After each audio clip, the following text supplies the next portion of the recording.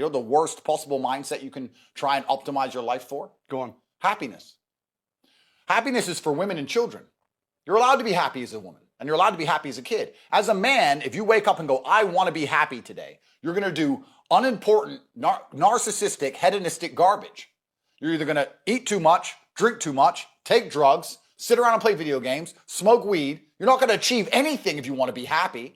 It's ultimately temporary, and you sit there and go, I want to be happy today, I want a happy day. You're not going to achieve anything. As a man, 99% of the time, you're going to be stressed or annoyed about something that's just happened, currently happening, or about to happen. That's life. We live constantly anxious. We have a lot of things to do. Yeah. And you either suffer the consequence of the stress it requires to be a somebody, or you suffer the consequence of having no stress because you're a fucking nobody and you work in Starbucks and then you're a no one. Yeah. There's no escape the eternal suffering of man. Women get to be happy. We build these huge empires so women can sit around and, sit with the baby and enjoy their lives. And we're happy to give it to them because we're nice. But happiness is for women and children. So many men say to me, how I don't feel happy. I'm like, so? You think I'm happy? 7 criminal convictions. I got nearly $1 billion. I'm still stressed. I got criminal convictions, work to do. I was up at 6 a.m. I got to go here. I got to go there. I've got to train. I've got to do this. I've got to do that. At what point do you think you've earned the right to wake up as a man and feel happy? Have men ever been happy? Name a period in human history where men were happy. Because if I think back, they were all dying in ditches somewhere. I guess it depends how you define happiness. I'm happy when I'm doing something, when I'm building something. That's when I'm happy. You're content. Yeah. And you feel like you're achieving something. Like today. Which is the masculine imperative. But this is effectively work. Yeah. Right? Yeah. But if you wake up and say, no, I don't want to work, I just want to be happy. No, I'd be miserable. Well, and everybody would be. In fact, I retired at 25 and was miserable after 2 months. No, winners would be miserable. But losers love it. And that's why they lose. Okay. Right? Okay. Losers say all the time, losers have this problem with temporary motivation. A loser will come and say, I really want to change my life. I can't live like this anymore. And they'll mean what they say for about 2 days. Mm-hmm. And then they're happy to go back to being a loser again. They really want it Monday to Friday, but on the weekend, they're happy to go back to how they were. Yeah. And that's why they never escape. They never get the terminal velocity required to break free from the atmosphere of mediocrity. So, I'm conditioned to win. Just like you said, you can't handle the idea of stagnation. You can't handle the idea of retirement. I'm the same. But I'm not going to lie and pretend that mindset means I live stress-free. In fact, I would argue that I adopt endless stress all of the time because I'm looking for problems to solve, because I'm looking for money to make. I'm looking to win. Yeah. So there's a competition. Everything I want, someone else wants. I have to beat them. Yeah. So you're sitting there going, well, I have to predict the future. What allows me to compete and predict the future because everything's so chaotic? The only thing I can predict is that I'm going to work harder than everyone else. I'm going to get up earlier than everyone else. I'm going to pay more attention than everybody else. Yeah. I'm going to research harder than everyone else. I'm not going to feel sorry for myself. I'm going to dedicate myself. I'm going to find some fucking money. Yeah. That's what I'm going to do. So that's, right now, it's almost like go 100% in on yourself season because you can't even, and I'll apply this to what I do, maybe it applies to you also. Going all in on Bitcoin might backfire. Going all in on property might backfire. But going all in on yourself will never backfire. Right. So my mentality currently is I just need to make sure I'm my absolute best self all of the time, and I am permanently motivated to do whatever it takes to win, and I'm the most adaptable. Darwin said it's the most adaptable of the species that survives. It's not the biggest, it's not the strongest, it's the one that identifies that the forest is disappearing quickest and grows some fins and jumps in the ocean. Yeah. So it's adaptability season now. Here's the thing that's interesting.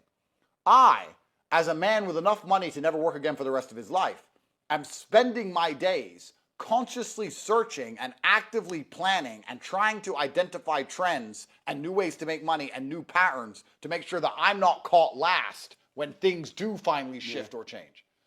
But a brokey with no money at all doesn't bother. Yeah. You're going to be last and you're going to get crushed. People think, if I invest, I'm smart. No, if you invest, you're lazy because you want your money. We all want our money to work for us. Yeah, and of course. But I work for my money, and my money works for me too. I do both. Yeah. If you only want your money to work for you, you're doing that so you don't work. Yeah. You're just like, I've got 20 grand.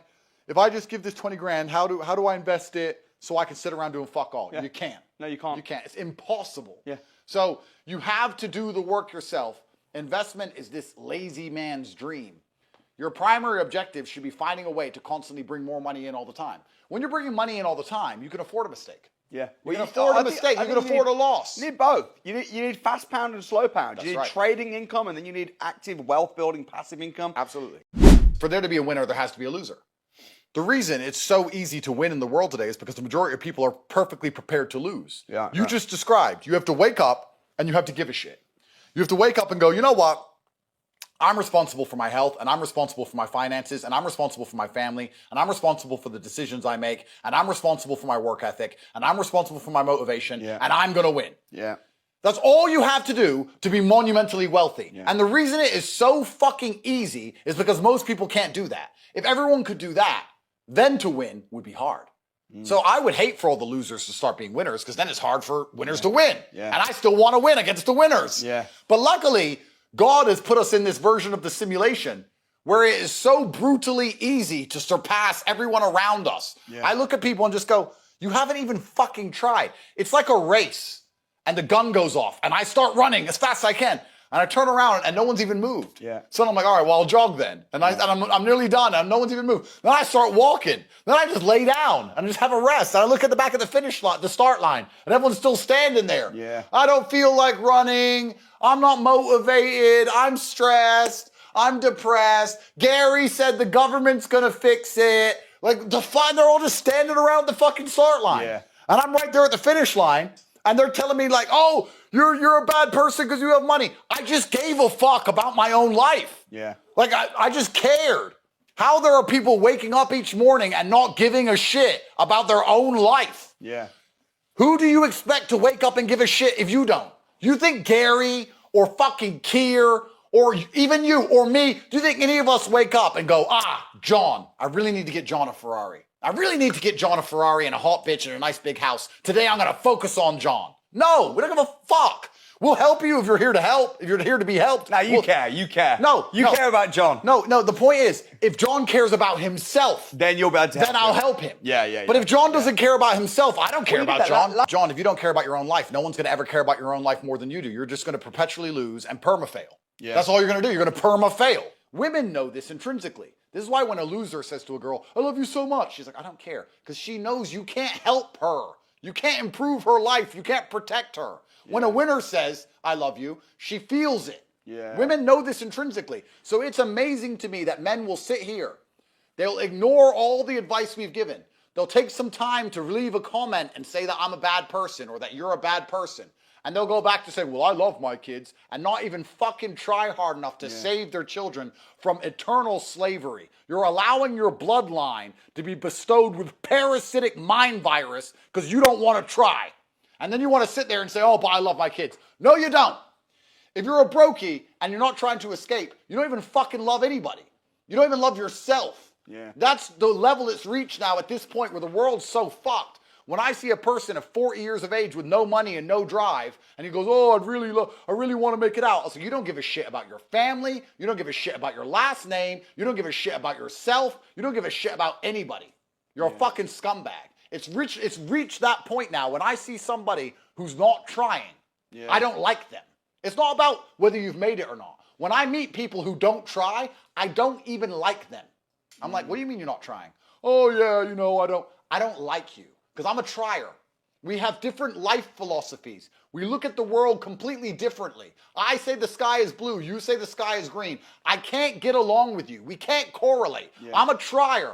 You're refusing to try. Your entire worldview, the way you see events, the way you see scenarios is so alien and foreign to me. I can't even see it. We don't speak the same language.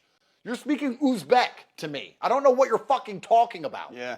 I don't like those people. Because those people, every time I've ever tried to give them a chance, has done nothing but drag me down. I can't drag them up, but they can drag me down. Right. Somehow. Right. I can't get them anywhere, but they manage to anchor me. So I don't like those people. Yeah.